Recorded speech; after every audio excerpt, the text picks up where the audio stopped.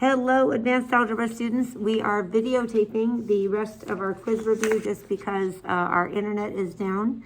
And I do have several students here in class that I'm going to go over the review with.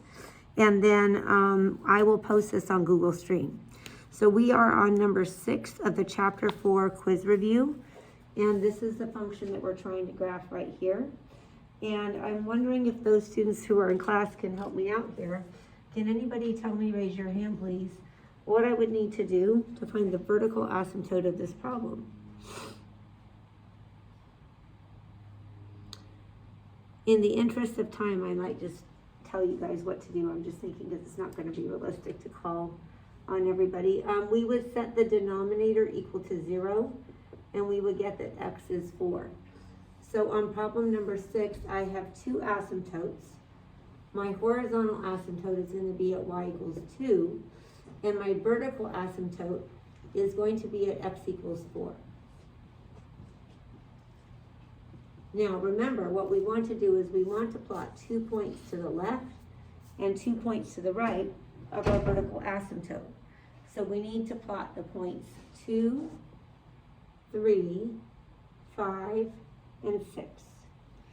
When I go ahead and do that, for 2, I'm going to get 1.5. For 3, I'm going to get 1. For 5, I'm going to get 3. And for 6, I'm going to get 2.5. So let's go ahead and plot these. 2 over and 1.5 up. 3 over and 1 up will give me this branch right here. And then I'm going to go 5 over and 3 up. And 6 over and 2.5 up to get my other branch right here. So what we have on the board now is problems 1 through 6. I'm going to erase this, and then we're going to do the next several problems. So probably 7 through 11. Alrighty.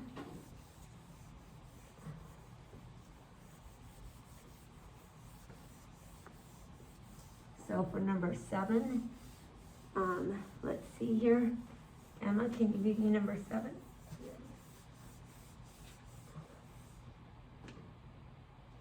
Or the directions for 7? Yeah, I just need to make sure that they don't. Oh, that's okay. If you don't have it printed, that's fine. In this case, we're just basically going to be identifying the horizontal and vertical asymptotes. So what we want to do is take a look at whether the degree of the numerator and the denominator are the same. In this case, the degree of the numerator is less than the degree of the denominator. So our horizontal asymptote is just going to be y equals 0. For the vertical asymptote, I am going to set the denominator equal to 0. This can be factored using dots. And then what we do is we set each of those factors equal to 0.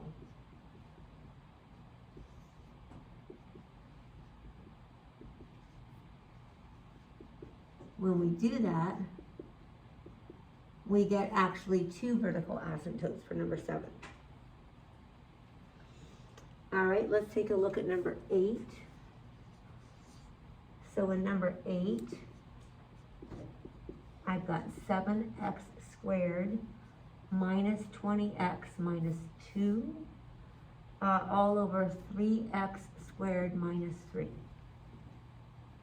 So again, we want to evaluate how the degrees compare.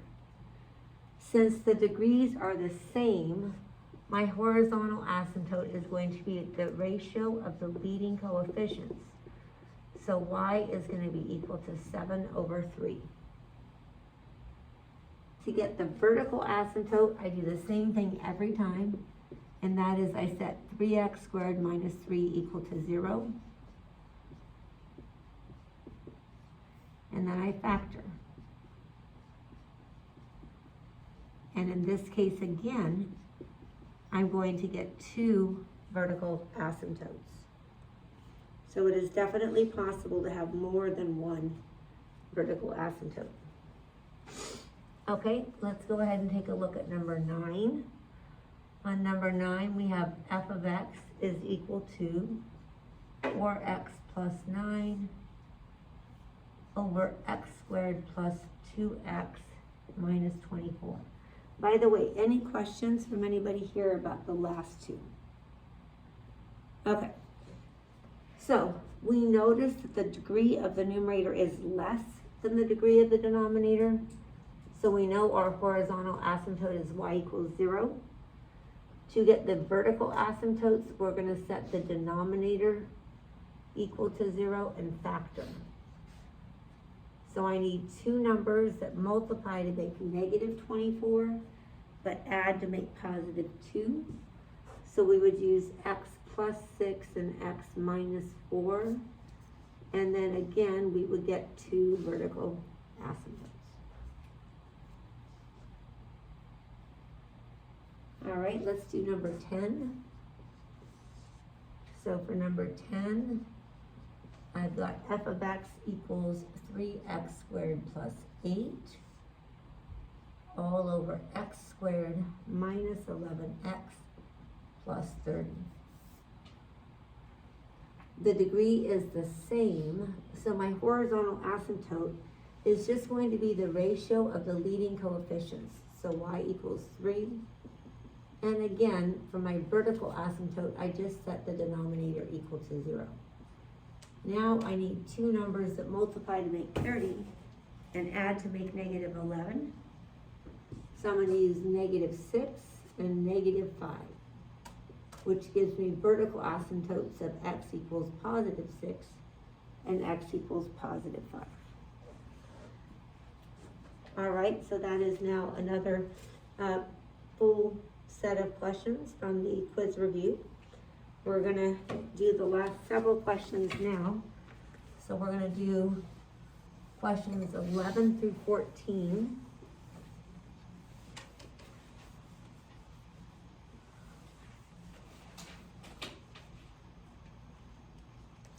On number 11, we're needing to graph a function. So let's kind of take a look at the degrees of the numerator and the denominator. Since the degree of the numerator is less than the denominator, I know the horizontal asymptote is just y equals 0. And again, to get the vertical asymptote, I set the denominator equal to 0. Now that I have my two asymptotes, I can use those to plot the graph. This would be the line y equals 0. And then we also have x equals negative 4 right here. Now on the test, you will need to be able to label your asymptotes using the equation x equals or y equals. So that would be how you would do it there. And again, we always want to, on the t-chart, include two numbers to the left of the vertical asymptote and two numbers to the right.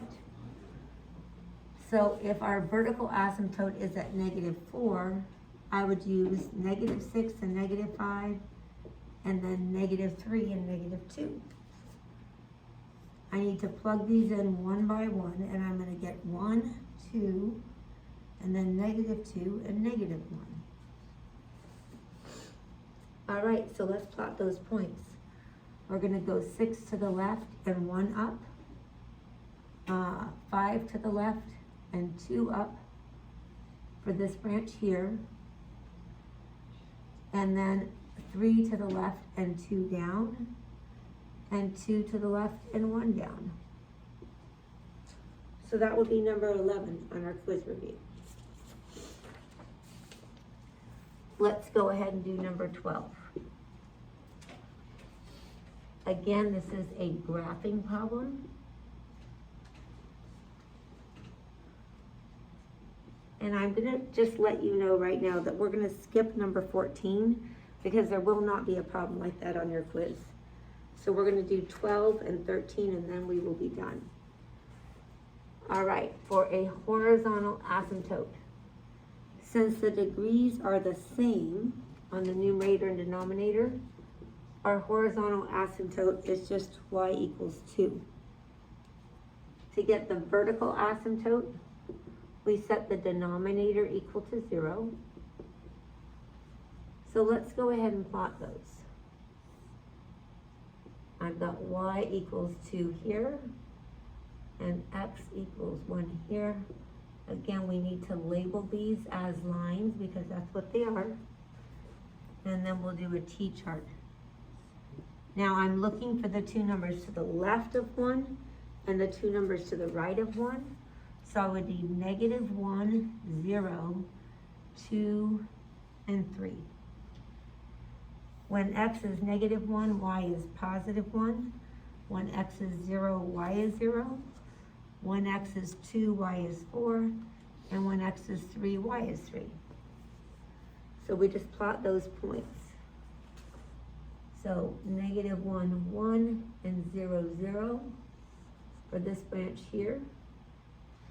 And then 2, 4, and 3, 3 for this branch here.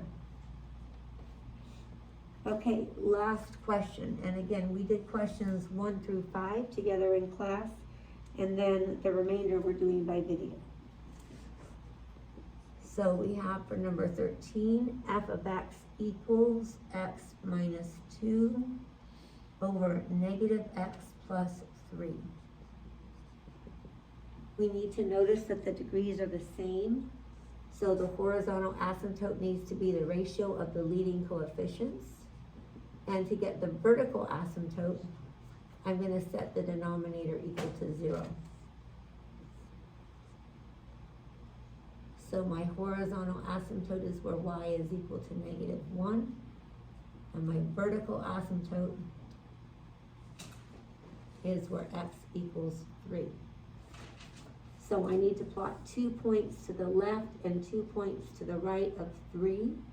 So it would be 1, 2, and then 4 and 5.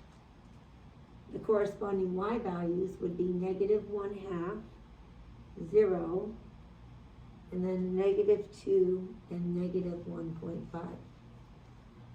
Let's go ahead and plot those.